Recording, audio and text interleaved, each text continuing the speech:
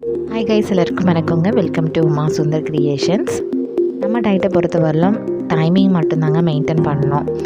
ஒன்றுமே இல்லைங்க. நைட் 9 மணிக்கு சாப்பிட்டிங்கன்னா காலைல 9 மணிக்கு மேலே சாப்பிட வேண்டியதான். இன்றைக்கி டே 14, நம்ம டயட்டோட 14வது நாளுங்க. காலையில் இன்றைக்கி ரொம்ப சிம்பிளுங்க. வெள்ளை அவல் தான் எடுத்திருந்தேன். அதில் கொஞ்சம் பால் மட்டும் மிக்ஸ் பண்ணியிருக்கேன்.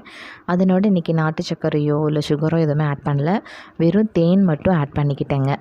நீங்கள் தேன் மட்டும்தான் ஆட் பண்ணணும்னு கிடையாது. தேன் இருந்து ஆட் பண்ணிக்கிட்டிங்கன்னா சுகர் லெவல் நமக்கு கம்மியாகும்போது வெயிட் லாஸ் வந்து நமக்கு சீக்கிரமாக ஆகும். என்னங்க திடீர்னு சொல்கிறீங்க அப்படின்னா, வீட்டில் என்ன இருக்கோ அது கொஞ்சமாக சேர்த்துக்கோங்க.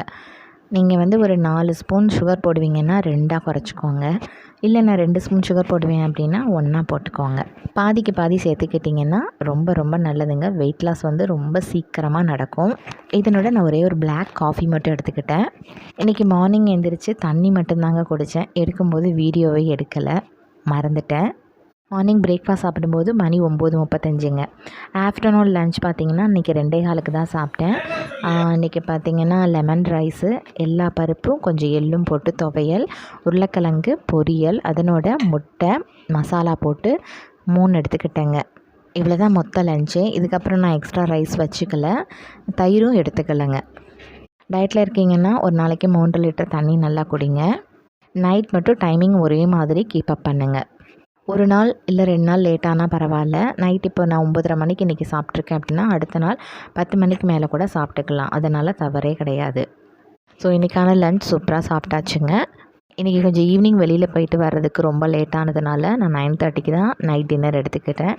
2 இட்லி, தக்காளி சட்னி. முடிஞ்ச அளவுக்கு 7 to 7:30க்குள்ளார சாப்பிட்ருங்க. அடுத்த நாள் மார்னிங் 8 மணிக்கு மேலே சாப்பிடுங்க. நைட் வந்து நல்லா தூங்குங்க. நல்லா நிறைய தண்ணி குடிங்க. இப்போ வெயில் காலம் ஆனதுனால காலைல 11 மணி போல் இளநீர் எடுத்துக்கலாம், மோர் எடுத்துக்கலாம், வெள்ளரிக்காய், வெள்ளரி பழம், தர்பூசணி, முலாம்பழம், அந்த மாதிரி நிறைய தண்ணி உள்ள பழங்கள் எடுத்துக்கோங்க. டே 14க்கான டயட் வீடியோ என்னால் போட முடியலங்க. வெளியில் கொஞ்சம் போக வேண்டிய வேலை இருந்ததுனால கடகடன்னு கிளம்ப ஆரம்பிச்சிட்டோம். இது டே 15. மார்னிங் ஒரு 9:55 இருக்கும். நைட் மொதல் நாள் பார்த்திங்கன்னா ரொம்ப லேட்டாக தான் சாப்பிட்டேன், 9:30க்கு மேலே. அதனால மார்னிங் வந்து 10 மணி ஆக போகுது. அப்போ தான் வந்து ஒரு டம்ளர் காஃபி எடுத்துக்கிட்டேன். இன்றைக்கி மார்னிங் வந்து ஒரு வளைகாப்பு ஃபங்க்ஷன் இருந்தது. ஸோ அதுக்கு போக வேண்டியிருந்ததுனால எப்படியும் மார்னிங் போனோடனே அங்கே சாதம் தான் போடுவாங்க. அதனால் மார்னிங் பிரேக்ஃபாஸ்ட் ஸ்கிப் பண்ணிவிட்டு காஃபி மட்டும் குடிச்சிக்கிட்டேன். 5 வகை சாதம், அப்புறம் கொஞ்சம் காரக்குழம்பு, கொஞ்சம் சாம்பார் வச்சாங்க. நான் நல்லா வயிறு முட்டை திருப்தியாக சாப்பிட்டு வந்துட்டேங்க. காலைல நான் சாப்பிடும்போது 11:30 மணி இருக்கும். இது ஈவினிங் போல் டீ போட்டேன். பப்பிக்கு மீல் மேக்கர் போடும்போது கொஞ்சம் வந்து 65 போட்டு சாப்பிட்ணுன்னு ஆசையாக இருந்தது. டீயோட கொஞ்சம் 65 போட்டு எல்லாரோடையும் கொடுத்தேன் ஷேர் பண்ணி.